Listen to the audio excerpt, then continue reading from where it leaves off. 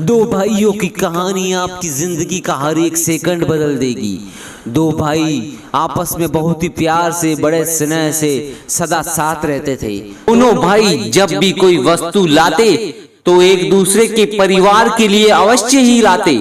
छोटा भाई भी सदा उनको आदर तथा सम्मान की दृष्टि से देखता। एक दिन किसी बात पर दोनों में कहा-सुनी हो गई। बात इतनी बढ़ गई कि छोटे भाई ने बड़े भाई के प्रति अपशब्द कह दिए। बस फिर क्या था, दोनों के रिश्तों के बीच दरार पड़ गई। उस दिन से दोनों ही अलग अलग रहने लगे और दोनों के बीच बोलचाल भी बंद। इस तरह कई वर्ष बीत गए। मार्ग में जब भी दोनों आमने सामने भी पड़ जाते तो कतरा कर दृष्टि बचा लेते। कुछ वर्षों बाद छोटा भाई की कन्या का विवाह आया। कुछ वर्षों के बाद छोटे भाई की कन्या का विवाह आया। उसने सोचा बड़े भाई तो बड़े भाई होते हैं, जाकर मना कर लाना चाहिए। अब ऐसी भी क्या नाराजगी। वह बड़े भाई के पास गया और अब पैरों में पड़कर पिछली बातों के लिए क्षमा मांगने लगा। बोला अब चलिए और विवाह कार्य संभालिए। पर बड़ा भाई नहीं पसीजा। उसके घर जाने से साफ साफ मना कर दिया। छोटे भाई को बहुत ही दुख हुआ। अब वह इसी चिंता में लगा रहने लगा कि कैसे बड़े भैया को मनाया जाए। इधर विवाह के भी बहुत ही थोड़े दिन रह गए थे।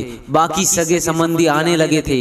एक संबंधी ने बताया तुम्हारा बड़ा भाई रोज एक संत के पास जाता है और उनका बहुत आदर सम्मान भी करता है, उनका कहना भी मानता है। छोटा भाई उन संत के पास पहुंचा और पिछली सारी बातें बताई, अपनी गलती के लिए क्षमा याचना की तथा गहरा पश्चाताप व्यक्त किया और उनसे प्रार्थना की कि आप किसी भी तरह मेरे भैया को मेरे यहाँ आने के लिए राजी कर दे।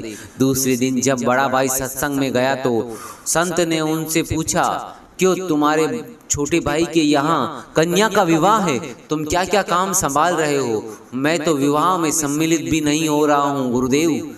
कुछ वर्ष पूर्व मेरे छोटे भाई ने मुझे ऐसे कड़वे वचन कहे थे जो आज भी मेरे हृदय में कांटे की तरह खटक रहे हैं। फिर संत जी ने कहा सत्संग के बाद मुझसे मिलकर जाना जरूरी काम है। वह सत्संग समाप्त होने पर संत के पास पहुंचा।